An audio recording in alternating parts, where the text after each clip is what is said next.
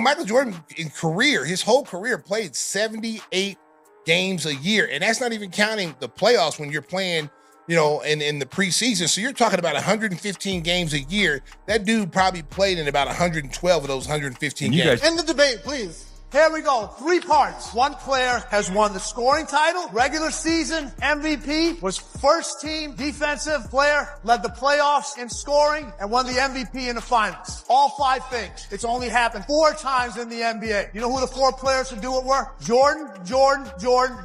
Michael never set out games. If Michael set out a game, he made sure he played at least 25 minutes so you saw him play.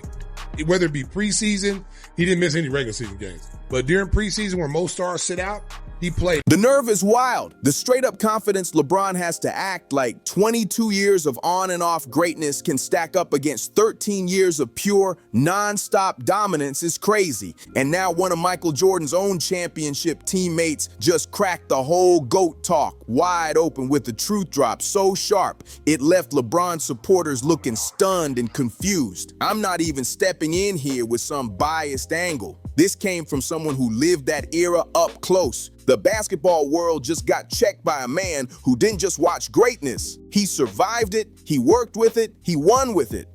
Stacey King, 3-time champ with MJ, not some desk analyst, not some ESPN personality, but a dude who actually shared the court with the legend, just dropped one of the coldest reality slaps this debate has ever seen.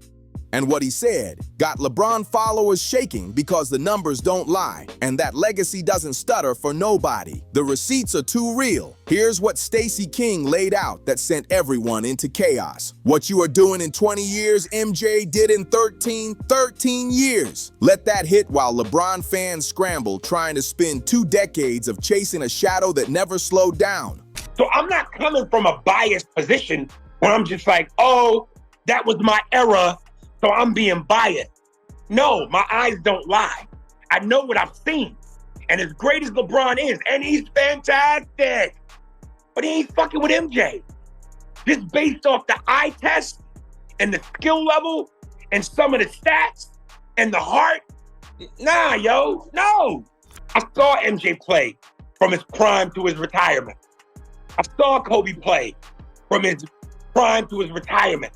I've seen LeBron from his prime to his eventual retirement. How this young generation is so dismissive of this stat when they go, well, LeBron James has been to the finals this many, and he won this many times, but he's been this many times. But King didn't stop there. He kept applying pressure like he wasn't even breaking a sweat. LeBron James will go down as one of the best players who ever played.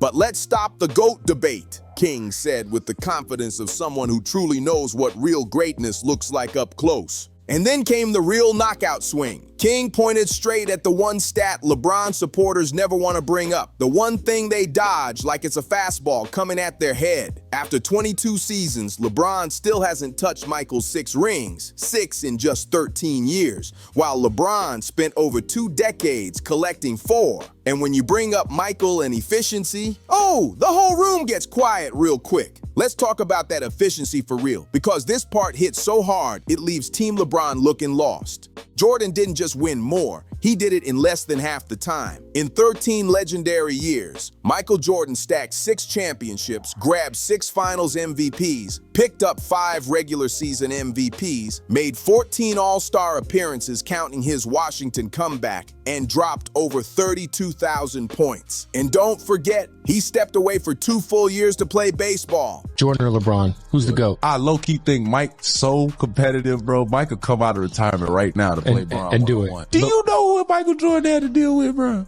You can go over his finals opponents. You tell me who lost. The Heat played a Thunder team with Kevin Durant, Russell Westbrook, and James Harden in the finals. I like how you say who was going to guard Mike on that Thunder team? James Harden. So you mean to tell me he's so cute. You think that's so cute? Meanwhile, LeBron needed 22 long seasons, 22, just to get 4 championships and 4 finals MVPs. The math is not adding up, no matter how LeBron fans try to twist it. Your guy needed double the years to get 2/3 of what MJ locked down. But LeBron's longevity, they complain. He played longer, they mumble. And sure, he played longer. Congrats on showing up more. But here's the hard truth Stacey King keeps trying to drill in there. Longevity without that same level of dominance just means you stretched out an average stretch for more years. Jordan could have played until he was 45, could have gone hunting for every record ever made, but he didn't need to. He stamped his greatness in 13 years and dipped, no begging, no chasing. And King knows it because he watched it up close. He saw a man so sharp, so ruthless, so precise in everything he did that he could step away twice and still stay untouchable.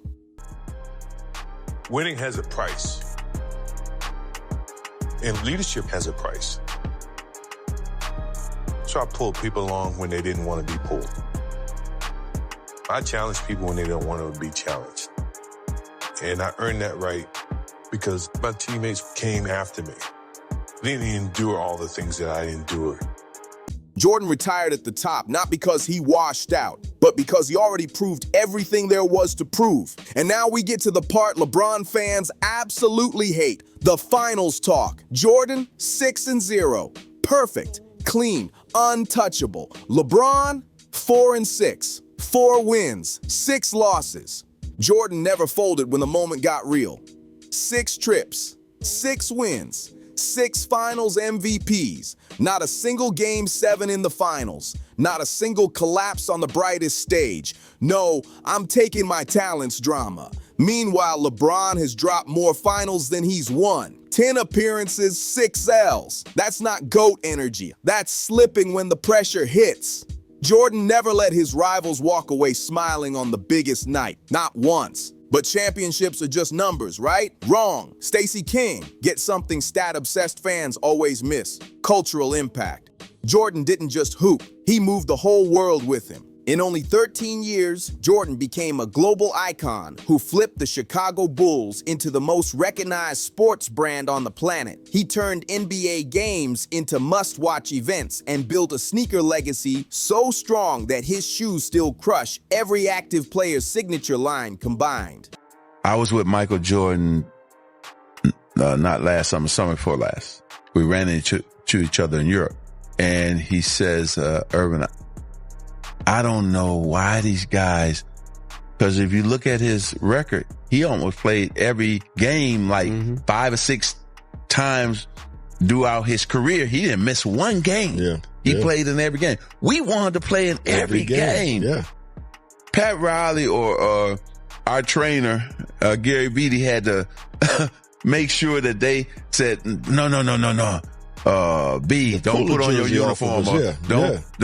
Don't come sitting on that bench because you want to play for your guys and with your guys. Meanwhile, LeBron been grinding for 22 years trying to reach that level of influence, and he's still nowhere near MJ's cultural footprint. Jordan's reach went beyond basketball, beyond sports, straight into worldwide culture. Space Jam wasn't just a movie. It was a moment, a wave, a whole phenomenon that put Jordan in front of kids who had never even seen him suit up. And King knows clutch better than anybody because he stood beside the most clutch player the league has ever witnessed. When the pressure hit, when everything was on the line, when legacies were forged, Jordan stood alone.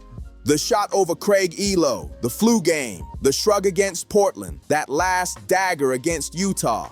Moments burned into history forever. Michael never set out games. If Michael set out a game, he made sure he played at least 25 minutes so you saw him play.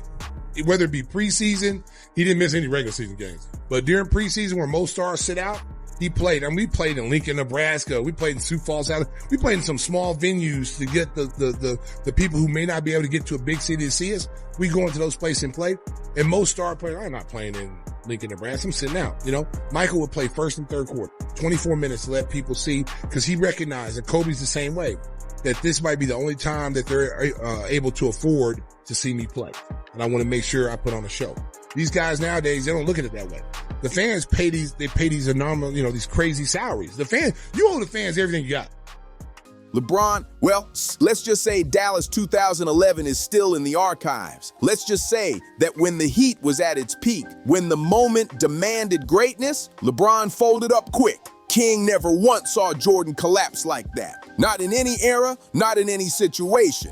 And what really backs up King's words is this: he played around different generations. He saw the shift. He lived through both timelines. He knows exactly what Jordan brought to practice, to the locker room, to the entire team vibe. Jordan didn't chase superstars to build a squad. He walked in and made everyone sharper. Oh, and real quick, take just a few seconds to hit subscribe because it truly helps me out and means a lot. It keeps these stories coming, and your support really pushes the channel forward. Thank you. Jordan didn't just play with teammates. He built them into something sharper. He pushed everyone around him to hit a higher level because excellence was the standard, not a request. Scottie Pippen doesn't become the Scottie we know without Jordan pushing him every day. Rodman's legendary run hits a different level next to Jordan. Favorite part about playing with Mike? Knowing that every time you walk into an arena, it's going to be packed. You know what I'm saying? And there ain't no better, y'all know. That's dope. Y'all know. And knowing that it was like with being with the Beatles or somebody, man, that every place you go, we would drop MJ off. Steve Kerr knocked down clutch shots because Jordan opened those windows and forced defenses to panic. Jordan lifted his whole squad and made the whole team dangerous. LeBron, he always needs another superstar next to him just to stay in the fight. Miami with the big three, Cleveland with Kyrie and Love, Lakers with AD. He needs elite partners, not role players, because he doesn't elevate a roster the same way. He needs equals just to stay competitive. And then you hear the same excuse: Jordan played in a weaker era, they cry. Say that to Magic Johnson, Larry Bird, Hakeem Olajuwon, Karl Malone, John Stockton, Charles Barkley, all legends, all killers, all still respected today. Jordan faced physical, brutal, hand-checking basketball every night. Real pressure, real contact, real battles. Every point had to be earned. LeBron is hooping in the softest era the league has ever seen. Flagrant calls for barely touching somebody, technical fouls for staring too long. And even with all that softness, it still took him 22 years to grab 4 rings. Meanwhile, Jordan in today's NBA would be putting up something wild like 45 a night with how open the game is now. King even pointed out the stats where LeBron falls short, and he's right. Let's go through the numbers that actually matter. Scoring titles, Jordan has 10. LeBron has 1 in 22 years, 1 title. Defensive Player of the Year, Jordan has 1. LeBron has 0. Steals titles, Jordan has 3. LeBron has 0. And all NBA first-team selections per year played, Jordan still dominates that comparison. But here's the stat that ends arguments before they start. Jordan averaged 30.1 points per game for his entire career, while LeBron sits at 27.2. Jordan was more efficient, more dominant, and more dangerous in every way that counts. I had a question about the Bosch spacing, but because you just said that, was that the low point for you in your career? Oh, for sure. 2011. The lowest. Yeah. Yeah, the lowest. Yeah. The lowest. And Stacey King dropped the line that really seals it. He strongly believes James won't pass legends like Kobe Bryant, Kareem Abdul-Jabbar, or Wilt Chamberlain in the all-time hierarchy. That's coming from someone who actually lived the battles. Think about that for a second. A guy who won championships with Jordan doesn't even believe LeBron cracks the top 3. And honestly, he's got a strong point. Kareem holds the scoring crown and has 6 rings. Kobe stacked 5 with that cold Mamba mentality. And Wilt put up numbers nobody on earth is ever touching. Meanwhile, LeBron is scrambling for space at the top 5 table, while Jordan sits alone on the throne like a king no one can challenge. King watched Jordan's mental toughness up close. This is the man who came back from baseball and immediately won 3 more titles. The man who battled through food poisoning and almost fell over but still dragged his team to a win. The man who turned every doubt and every insult into another reason to dominate. LeBron's. When things go bad, he drops cryptic posts, points fingers at coaches or teammates, or looks for a new super team when he can't win solo. That's not GOAT mentality. That's settling for participation vibes. Jordan never chased approval. He never begged for validation. He didn't need any campaign for GOAT status because his game made the whole world talk without him saying a word. And here's what Stacey King understands that casual fans miss. Greatness isn't about how many years you stay in the league. It's about how much you controlled the league while you were there. Jordan hit a level of dominance in a short stretch that LeBron has been chasing for decades. 6 championships in 8 years. And yes, he even stepped away for 2 seasons. A perfect finals record, 10 scoring titles, 5 MVPs, and global icon status all locked in before LeBron even entered the conversation. Jordan secured GOAT status in 13 years, while LeBron needed 22 seasons just to get into the debate.